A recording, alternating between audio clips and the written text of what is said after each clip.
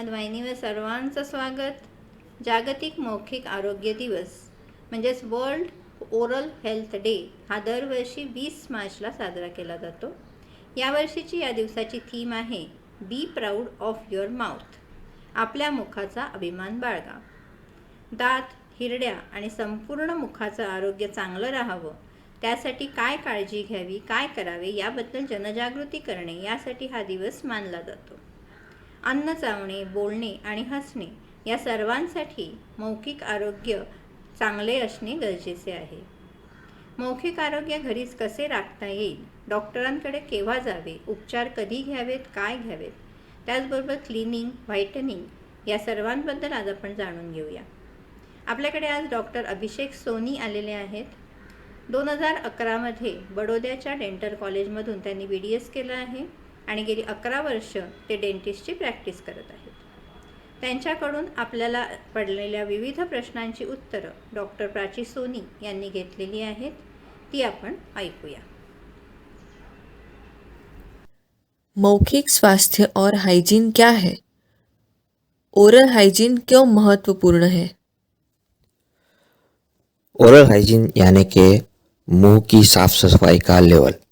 जैसे शरीर की साफ सफाई इम्पोर्टेंट होती है, वैसे ही मुंह की सफाई भी ज़रूरी होती है. और मुंह और दांतों के जो ज़्यादातर बीमारियां होती है, जैसे कि दांतों में सड़न या पायरिया या मुंह से बास आना या मसूड़ों से खून निकलना, ये जो सारी चीज़ें हैं वो आमतौर पर सफाई मेंटेन करने से अवॉइड की जा सकती है, उसको प्रिवेंट किया जा सकता है. तो ये सारे प्रिवेंटेबल डिसीजेस, तो इसलिए मुंह की सफाई बहुत ही इम्पोर्टेंट है. ओरल हाइजीन के लिए हमें कौन सी बातों का ध्यान रखना चाहिए? घर पर कैसे ख्याल रखें? डॉक्टर के पास कब जाने की ज़रूरत होती है? ओरल हाइजीन मेंटेन करने के दो तरीके हैं. एक जो तरीका है वो मैकेनिकल तरीका और दूसरा है केमिकल तरीका. अब मैकेनिकल तरीका यानी कि किसी भी चीज़ से, जैसे कि उंगली है या ब्रश है या फ्लॉस है, ऐसे उससे फिजिकली जो दांतों पर गंदगी चिपकी हुई है उसको निकालना, तो वो मैकेनिकल तरीका होगा. तो उसमें टूथ ब्रशिंग आ जाता है, फ्लॉसिंग आ जाता है, ये सब आ जाता है. केमिकल तरीका यानी कि यही सेम चीज़ माउथ वॉश से, यानी कि जो माउथ वॉश के अंदर दवाई होती है, तो दवाई से वो गंदगी को हटाना. माउथ वॉश उन लोगों के लिए ज़रूरी होता है जो टूथ ब्रशिंग प्रॉपर नहीं कर पा सकते, या तो मेंटली चैलेंज है या फिजिकली चैलेंज है, तो उनके लिए माउथ वॉश मैंडेटरी होता है. लेकिन माउथ वॉश नॉर्मल अगर हम ब्रश भी कर रहे हैं तो हमारे लिए वो उससे हम मदद ले सकते हैं. तो दो तरीके होते हैं मुंह की सफाई रखने के. अब ये मुंह की सफाई सही से रह रही है नहीं, ये आमतौर पर ये कहा जाता है कि हर 6 महीने आपको डेंटिस्ट से मिलना चाहिए, ताकि पता चले कि ओरल हाइजीन प्रॉपर्ली मेंटेन हो रहा है या नहीं.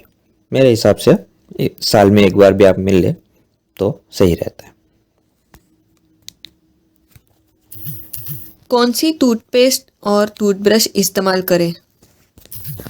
टूथपेस्ट देखिए एक साबुन जैसी चीज़ है. टूथपेस्ट आप कोई भी इस्तेमाल करें उससे कोई खास फ़र्क नहीं पड़ता है. जैसे कि हम डर्मेटोलॉजिस्ट के पास जाए तो डर्मेटोलॉजिस्ट हमें ये नहीं कहते कि आप लक्स का साबुन इस्तेमाल करें या लाइफ बॉय का साबुन इस्तेमाल करें. साबुन इस्तेमाल करना इम्पोर्टेंट होता है. और मैं तो ये भी कहता हूँ कि टूथपेस्ट अगर नहीं भी है, आप सिर्फ ब्रश से ही परफेक्ट ओरल हाइजीन मेंटेन कर सकते हैं, अगर आपका टूथ ब्रशिंग टेक्निक सही है तो. अब ये टूथ ब्रशिंग टेक्निक क्या है?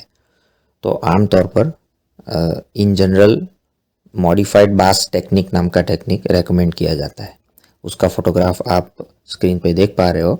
आप इसको इंटरनेट पे जाकर प्रॉपरली यूट्यूब में आप वीडियो देख सकते हो कि मॉडिफाइड बास टेक्निक क्या है और एग्जैक्टली कैसे ये टेक्निक का इस्तेमाल करना चाहिए. स्पेशल केसेस में कुछ पेशेंट्स को कुछ अलग तरीके की टेक्निक दिखाई जाती है, वो आप अपने डेंटिस्ट से मिलकर सीख सकते हैं. टूथब्रश आमतौर पर सॉफ्ट ब्रिसल वाला टूथब्रश होना चाहिए.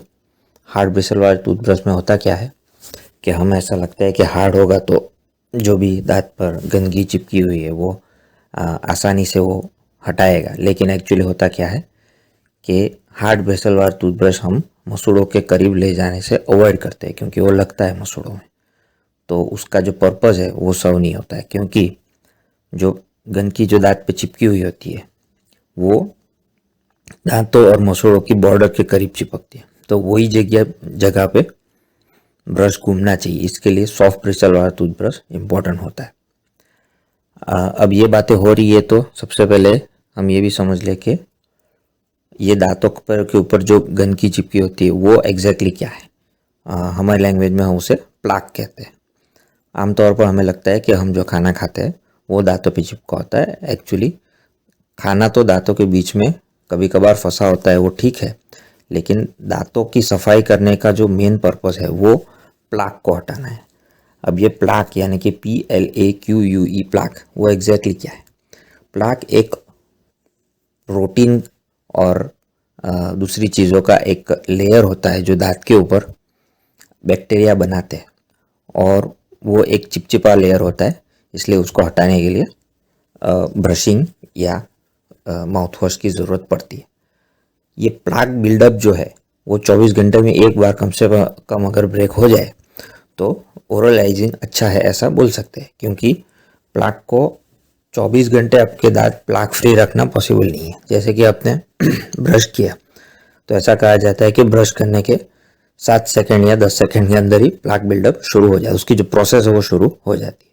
और नॉर्मली मुंह में बैक्टीरिया एक नॉर्मल ओरल फ्लोरा बोलते हैं, यानी कि नॉर्मल मुंह में बैक्टीरिया वैसे भी रहते ही है, तो मुंह को बैक्टीरिया फ्री करना पॉसिबल नहीं है, लेकिन उसका जो अमाउंट है वो मतलब कितने बैक्टीरिया है उसको आप कंट्रोल कर ले, और 24 घंटे में एक बार अगर प्लाक बिल्डअप को हम ब्रेक करें तो उसको हम कहते हैं कि आपने अच्छा ओरल हाइजीन मेंटेन किया हुआ है।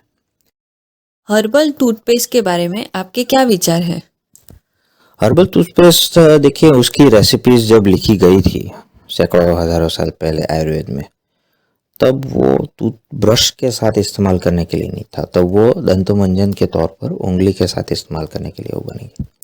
और इसलिए उसकी जो एब्रेजिविटी है, अभी एब्रेजिविटी क्या है वो मैं आपको बताता हूँ, लेकिन उसकी जो दांतों को घिसने की क्षमता है वो काफ़ी ज़्यादा होने की वजह से अगर हम ब्रश के साथ वो चीज़ को इस्तेमाल करते हैं तो मैंने अपनी प्रैक्टिस में ऐसा देखा है कि हर्बल टूथपेस्ट की वजह से दांतों को के इनेमल का घिसने का प्रमाण बहुत फास्ट होता है।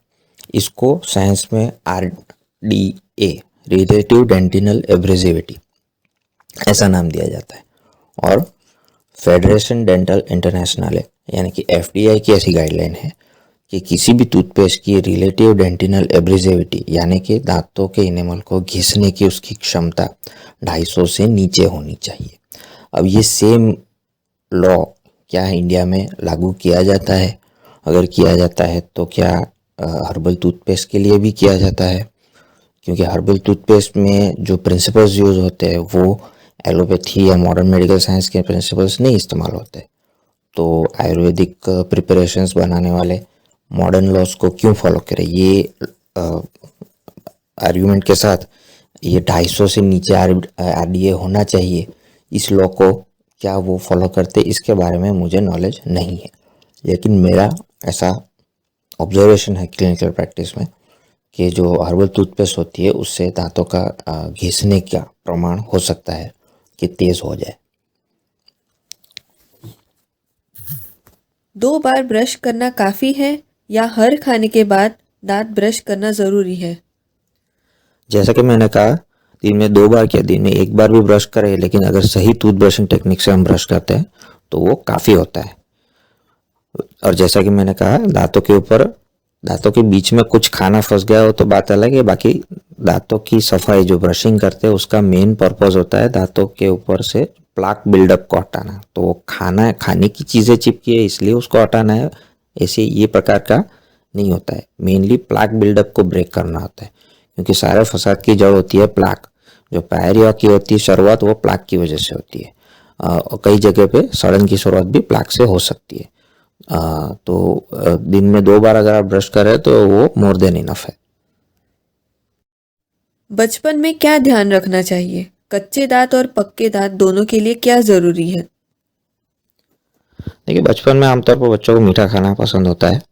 तो अगर बच्चा मीठा खा रहा है तो उसको मना करने का तो कोई पॉइंट नहीं है, लेकिन मीठा खाने के बाद अगर कुल्ला कर ले तो मीठी चीज़ दांतों के ऊपर चिपकी नहीं रहेगी, तो उससे सड़न होने की संभावना कम हो जाती है। दूसरा, अगर बच्चा दूध पीता है तो उसमें हम रेकमेंड करते हैं कि भाई शक्कर की आदत उसे ना लगाई जाए।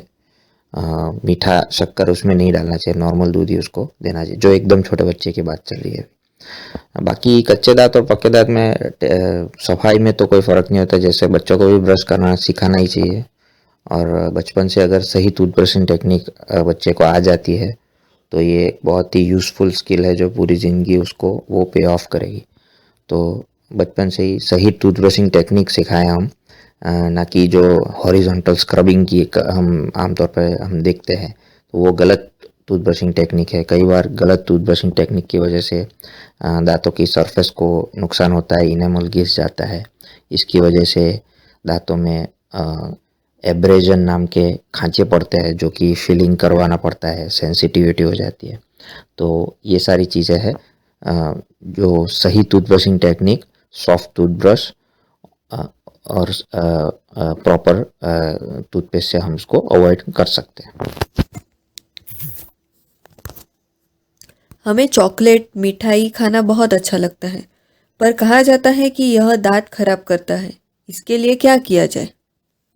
ये बात सही है कि मीठी चीज़ों से दांत खराब होते हैं, क्योंकि मीठी चीज़ें जब बैक्टीरिया ब्रेक डाउन करते हैं तो एसिड पैदा होता है, और ये एसिड दांतों की इनेमल को डिसॉल्व करना शुरू करता है। और ये जो है वो फर्स्ट जो ब्रेक होता है, जो लाइन ऑफ डिफेंस होता है, उसमें जो फर्स्ट ब्रेक होता है वो ये होता है, और फिर बैक्टीरिया अपना काम चालू करते हैं और सड़न की शुरुआत करते हैं। तो मीठी चीज़ें जब हम खाते हैं तो अगर हम कुल्ला कर ले और या पानी पी ले तो उससे दांतों के ऊपर वो मिठास चिपकी नहीं रहेगी और ये सड़न की प्रोसेस शुरू नहीं होगी। क्या क्लीनिंग और वाइटनिंग दांत को कमज़ोर बनाते हैं?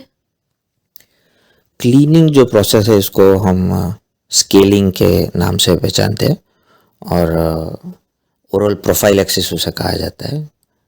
क्लीनिंग का जो पर्पस होता है वो दांत के ऊपर से उन टार्टर यानी कि कैलकुलस को निकालना होता है जो ब्रशिंग से नहीं निकल सकते।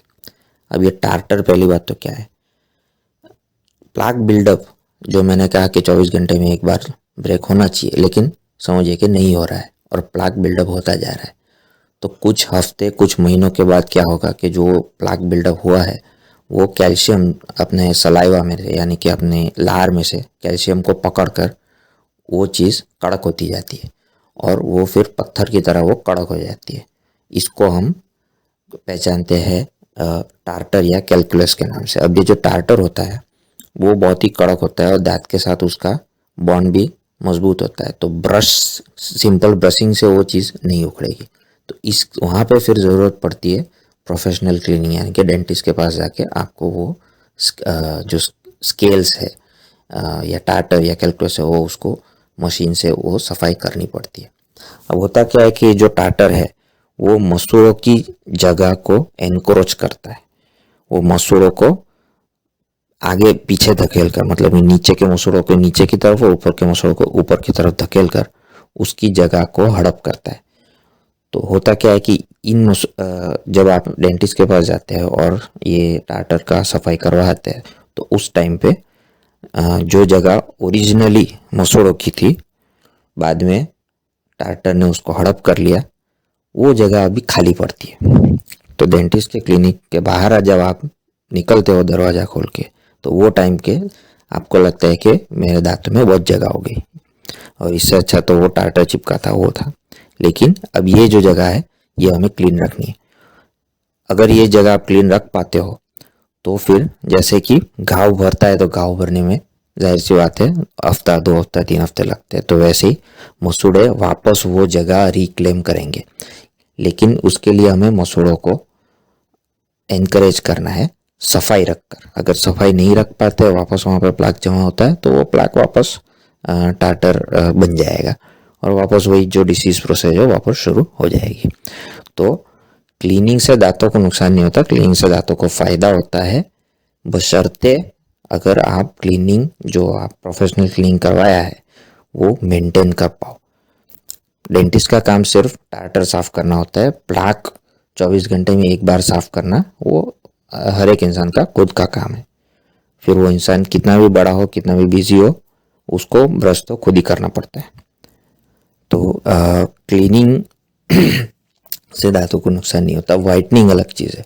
वाइटनिंग एक कॉस्मेटिक प्रोसीजर है।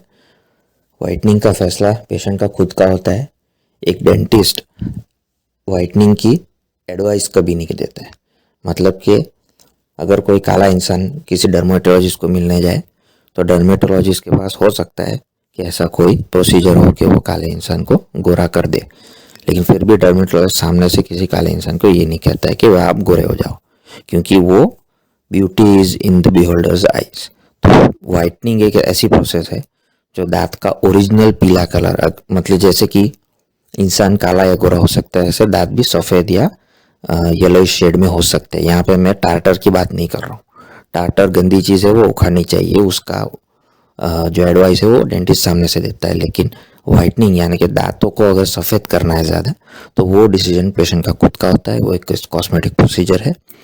वाइटनिंग से कई बार कुछ एक आध हफ्ते के लिए क्या कहते हैं सेंसिटिविटी हो सकती है, नुकसान उससे कोई होता नहीं है, लेकिन अगेन वो एक टेम्पररी उसका रिजल्ट होता है। 1-1.5 साल में वो वापस अपना ओरिजिनल शेड पे आ जाता है।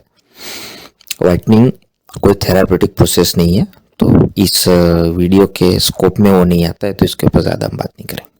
ओरल हाइजीन ना रखें तो कौन सी बीमारी हो सकती है? दांतों की ज़्यादातर बीमारियां ओरल हाइजीन प्रॉपर नहीं है उसी वजह से होती है। जैसे कि सड़न होता है, जैसे कि मैंने कहा कि बैक्टीरिया शुगर्स को डिसॉल्व करके एसिड बनाते हैं और वो एसिड दांतों के ऊपर अटैक करता है, वहाँ से सड़न की शुरुआत होती है। लेकिन बैक्टीरिया को ये चांस मिलता है इसलिए क्योंकि दांतों के ऊपर या तो प्लाक चिपका हुआ है या तो खाना कहीं पर फंसा हुआ है। तो ओरल हाइजीन अगर मेंटेन करते हैं और प्लाक और खाना अगर नहीं है चिपका हुआ दांतों के ऊपर, तो बैक्टीरिया के पास ये चांस नहीं रहता है। तो अगर प्रॉपर क्लीनिंग, परफेक्ट क्लीनिंग हम मेंटेन कर पाते हैं तो दांतों में हम सड़न को अवॉइड कर सकते हैं। तो एक प्रॉब्लम हो गया सड़न। दूसरा प्रॉब्लम है पायोरिया। पायोरिया यानी मसूड़े का ढीला होना। पायोरिया, पहले तो मैं एक छोटा सा इंट्रोडक्शन दे देता हूँ। पायोरिया होता क्या है?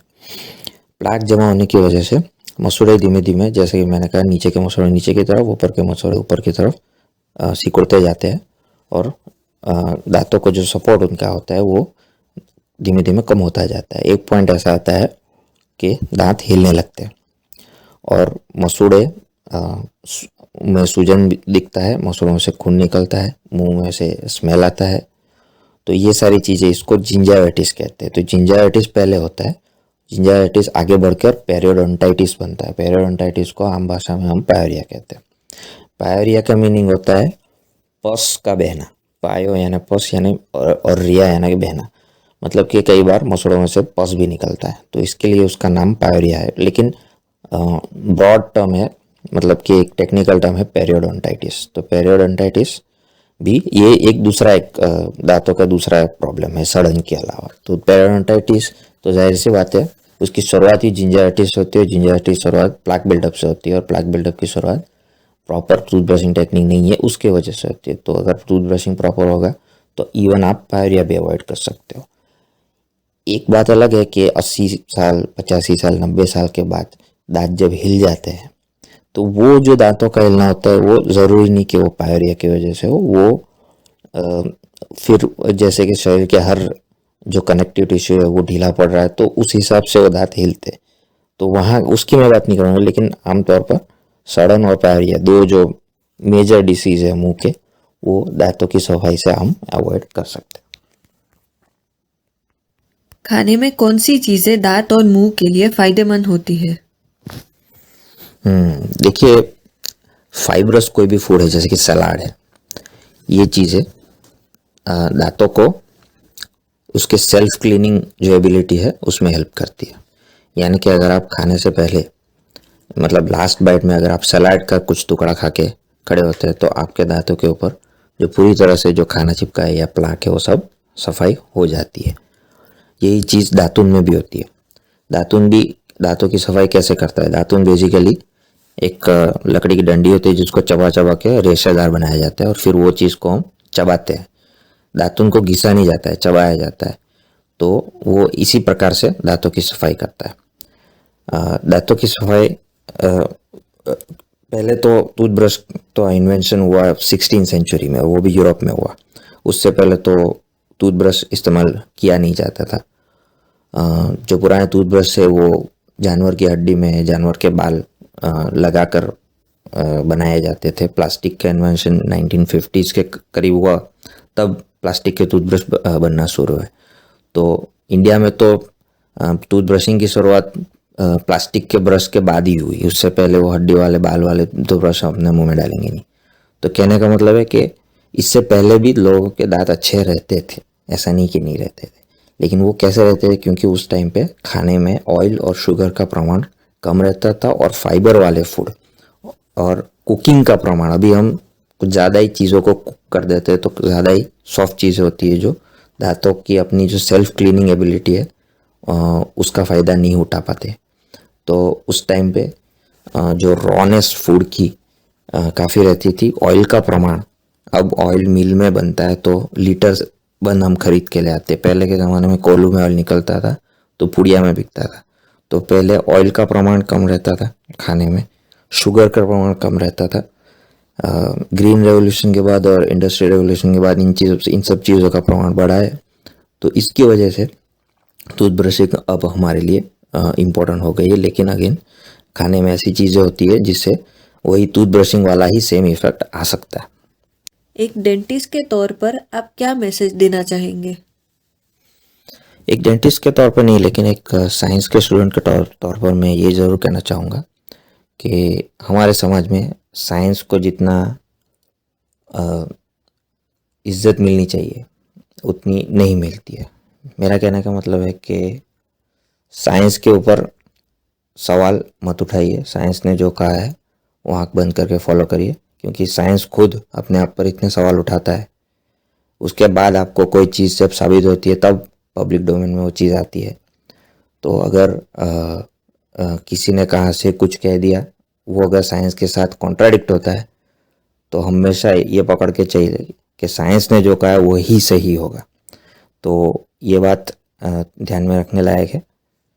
बाकी तो एक डेंटिस्ट के तौर पर मैं यही कहूँगा कि ओरल हाइजीन अगर हम प्रॉपर मेंटेन कर सकते हैं तो आपको डेंटिस्ट की ज़रूरत नहीं पड़ेगी। धन्यवाद डॉक्टर अभिषेक, डॉक्टर प्राची. मौखिक आरोग्य हे प्रामुख्याने ब्रश व्यवस्थित करण्याने राखलं जातं. ब्रशिंग प्रॉपर टेक्निक वापरणं आवश्यक आहे. त्याचबरोबर खाल्ल्यावर चूळ भरणेही तितकेच गरजेचे आहे. आहारात कच्च्या पदार्थांचा समावेश, कमी तेलकट खाणे हे आपल्याला मौखिक आरोग्य राखण्यासाठी पूरक ठरतं. तर आजची आमची ही माहिती तुम्हाला कशी वाटली? आवडली असेल तर लाईक करा, मित्रमैत्रिणींना शेअर करा आणि चॅनल सबस्क्राईब नसेल केलं तर नक्की सबस्क्राईब करा. पुन्हा भेटूया पुढच्या भागामध्ये नवीन विषयासह. तोपर्यंत नमस्कार.